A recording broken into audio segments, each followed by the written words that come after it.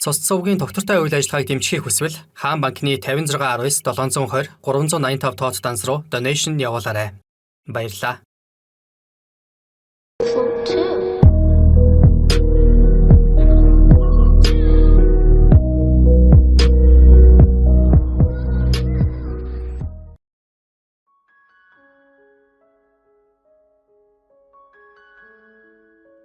Монголын гэмт хэргийн ертөнцөд цагийг эзэлсэн суут сартбайх хэмбэ гэвэл Чойргийн дүгрээг хэлнэ.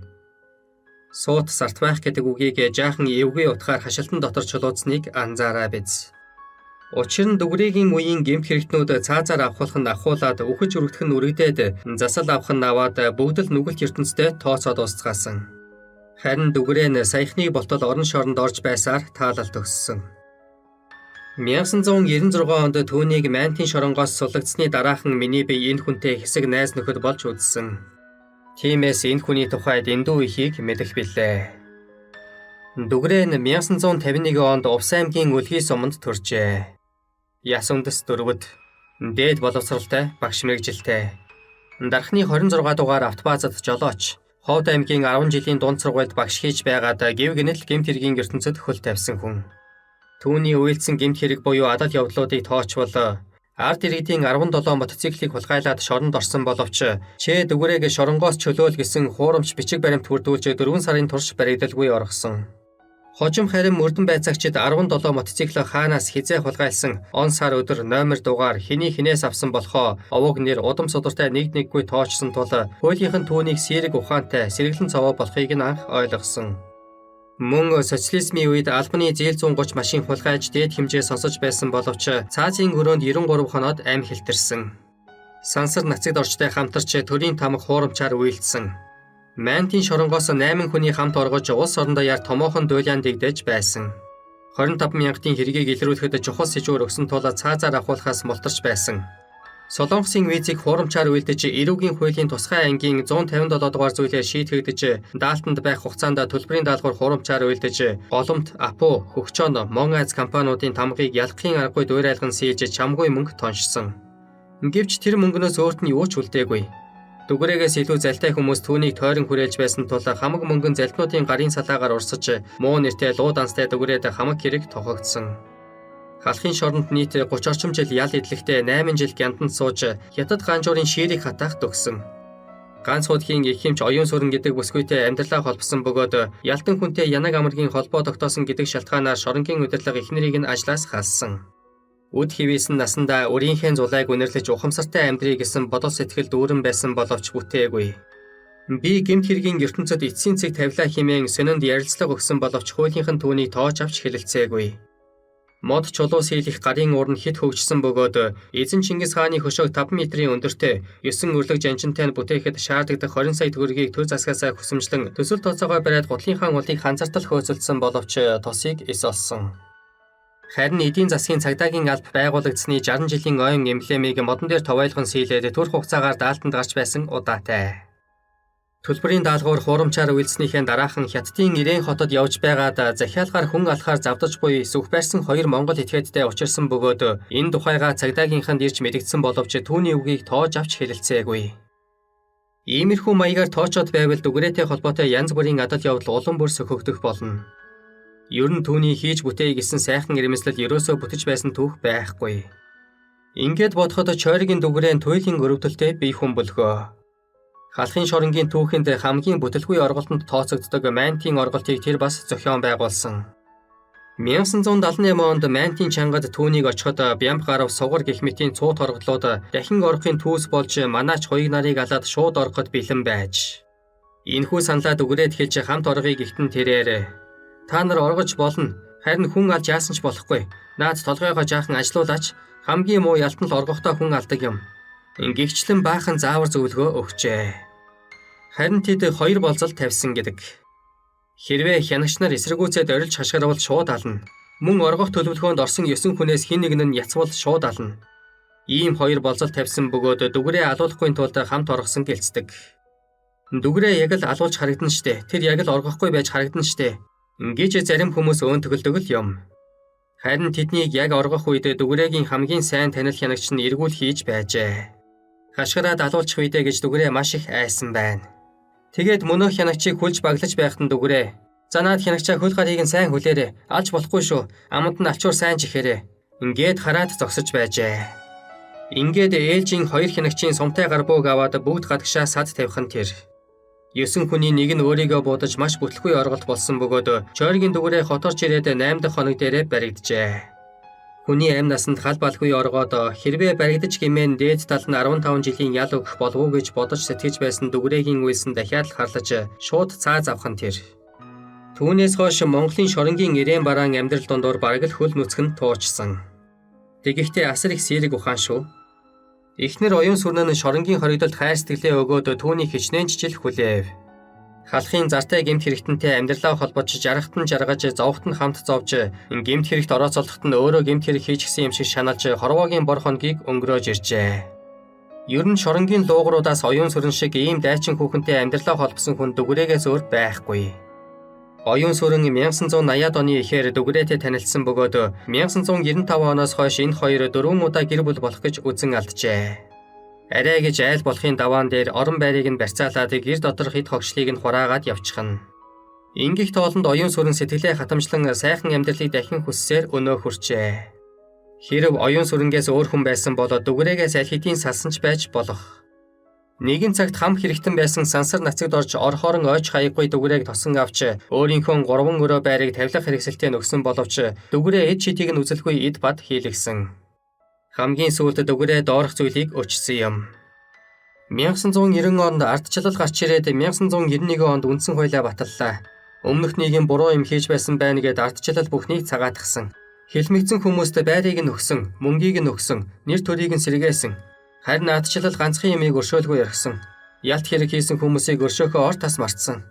1991 онд намайг онцгой шоронд байхад энэ шоронгийн 100-аад хоригдол дансанд байсан ажлын хөлс болох бүх мөнгөө ардчлалд хандивалсан. Гэтэл эднэр алтыг нь аваад авдрыг нь хайсан. Хүмүүс намайг хувь ганцаараа гэж бодцоход Дүгрээгээд чичдэг байхгүй юу? Гэтэл би өрийн зулаа үнэрлээд нарны амьдралыг одоо л нэг үзэх гэж байна. Чойргийн Дүгрээ жаргах гэж байна гэж боддог хүн байдаг бол намайг шууд буудчих хэрэгтэй. Гэтэл би амьдрал руу дөнгөж нүүж яваа хүн. Гэхдээ яг Чойргийн Дүгрээ халахын шоронд байхад атууны цөвдөө идчихээд хар толгойгоо аваад явчихна. Хамгийн гол нь намайг өчнөө жил хүлээсэн итгэл хайн өөцийн чинээ хүүхдэл бодох юм. Ингэж өгүүлж билээ. Бар жилд мэндэлсэн тэр ёстой л бүх насаараа цастуулын цагаан бар шиг амьдарчээ. Халахын бүхэл шоронд дамжиж дунд нь завсартай 32 жил орон шоронгоор амьдарсан Чойргийн Дүгрээгийн туулсан амьдрал үнэндээ ямар ч адал явдалтай киног дагуулахааргүй гайхаж дуу алдмаар зарим үед эргэлзэж бодилмаарч одоо таны уншиж байгаа эдгээр баримт болоо гомсын толионы чинээч завсаргүй туулаад гарсан амьдрал нь юм шүү. Түүнийг хөхнөөсөө ч гараагүй шахам ялах байхад нь төрүүлсэн их нь эвлэлийн илгээлд өөртлөн Дархан хот руу шилжжээ. Шилжиж явахдаа улаан зурв хүүгээ Увс аймгийн Үлхий сумын харьяат Чойрог нэртэй өвгнийд чадвал хүн болгож аваарай гэж хэлээд л орхиод гарсан гэдэг. Хин хүнээс онцгой төрөлхийн сэргэлэн ухаан, 3 нүүлийн цаадхыг олж хардаг онцгой мэдрэмж нь чухамл хар багаас нь бүрэлдэн тогтжээ. Халахын шоронд ямар ч завсаргүй 25 жил суух эхний хэрэгээ Ховд аймгаас эхэлсэн гэдэг. Ердөөл нэг цагдаагийн гар бууг аргалж байж салгаж аваад тэндээсээ нэг мотоцикл гулгуулан номерыг нь сольж унаад Улаанбаатар хот руу давхичихжээ. Дүгрээгийн дуйлан амьдралынх нь нэрийн хуудас бол гайхмаар гарын урд уй. Хэний ч гарын үсгийг ганц л хараад эзнэн чандуурмаар дуурайлгаад зурчдаг онцгой ой тогтоолт нь юм. Айлч албан газрын тамхыг нэг л сайн харсан бол модоор, ирзэнээр, цаасан бараараа ямар ч гэрхай шинжээч таньж ялгаж чадхаараагүй хийдэг байсан нууц нь одоо ч онцог хэвээр үлджээ. Ховдоос тавьсаар хотод ирэнгүүтээ улсын их дэлгүүрийн үүднээс 17 ширхэг мотоцикл гулгуулж бүгдийнх нь номерыг нь солиод зарчихжээ. Эхэндээ цагдаа нар ирээд шалгахаар бичиг баримт нь ямар ч зөрчилгүй болохоор үнэндээ яаж чаддаггүй байсан гин. Ингэхдээ олон хавар нэгэндээ гихчээр тэр олон мотоциклийн хэрэг нь яалтчгүй нэг өдөр илэрч анх удаага зүүн хараагийн чанга дэглэмтэй шорон руу ажигдсан ажээ. Хулгайн хэрэгээр шоронд орсон Дүгрээ Авдрантын чанга дэглэмтэй шоронд байхдаа самбуу даргын гарын үсгтээ бүгд найрамдах Монгол Ард улсын ардын их хурлын тэргүүлэгчдийн зарилхийг хурамчаар уйлдан нэг л өдөр 19 найзынхаа хамт шоронгоос суллагдаж байж. Өршөөлийн хуулийг хуурамчаар уйлдан өөрөөсөө гадна 10 хэдэн найзаа өргөст торны цаанаас ямар ч сэжиг хар авахуулахгүй аваад гарч байсан түүх дэлхийн шоронгийн практикт үүнээс өөр байдаггүй яажээ. Хагас жилийн дараа төвөөс тоо бүртгэлийн шалгалт ирсэн чинь 20 хүн нэг өдөр ардын их хурлын зарилхаар суллагдсан нь тогтоогдож бөөн хэрэг мандсан байна. Ардын их хурлаас лавлгаа авсан чинь тэр талаар ямар ч зарлиг гараагүй байж гин. Үлгэр онцгой шиг санагдаж болох ч энэ бол яа харахгүй болоод өнгөрсөн үнэн бодит амьдрал билээ. Дархны мягмар сүрэн, гахай үлзий, нахиу намсрай, Ерөөл Чулуунбаатар гээд жинхэнэ гал хамуудаа өөрийн гараар үйлдсэн ардын их хурлын хуурамч зарилгаар суллуулж хэдэн сарч гэсэн нарны амьдрал үзүүлсэн үйлдэлээр насныхаа талыг шоронд өнгөрүүлэх, 3 удаа цаазын ял сонсох эдрет амьдралынхаа гихлэлийг тавьжээ.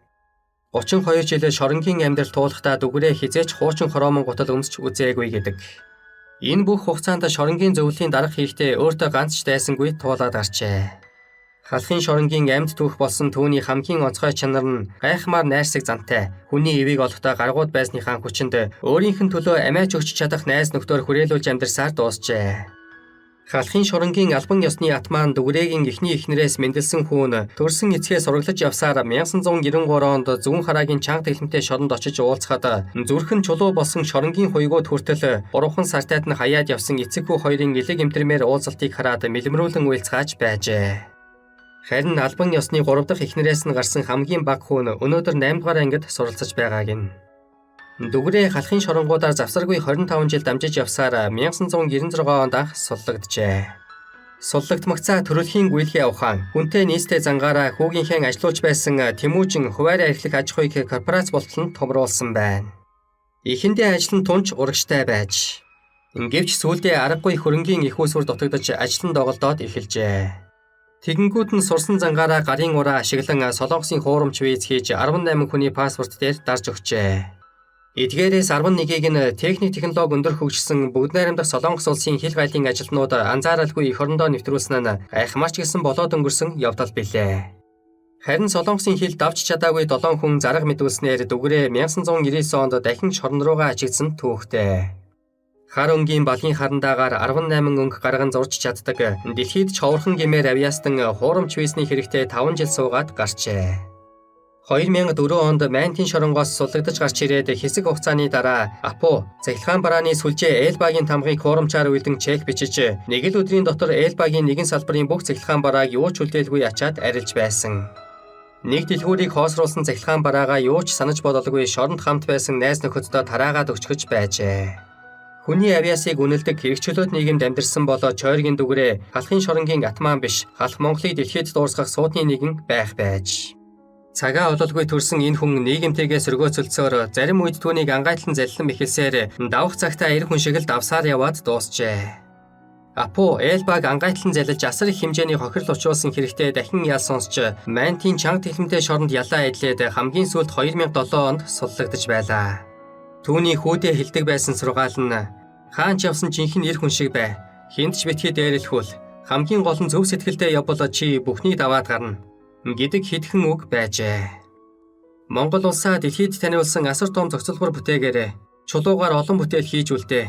Чулуугаар хийсэн бүтээл 1000 жилд 1.1 мм хорогддог юм. Түрэг хүннүүгийн үеийн чулуун хөшөөнүүд одоо хүртэл байж л байгаа нь жинхэнэ чанарыг таниулж байгаа хэрэг. Харин төмөр болоо 100 жилийн настай шүү. Химэн банк сургадаг байж. Халахын шоронгийн хүлээн зөвшөөрөгдсөн атман дүгрээ ямар ч үед түшээ давах ясны олон найзтай явжээ.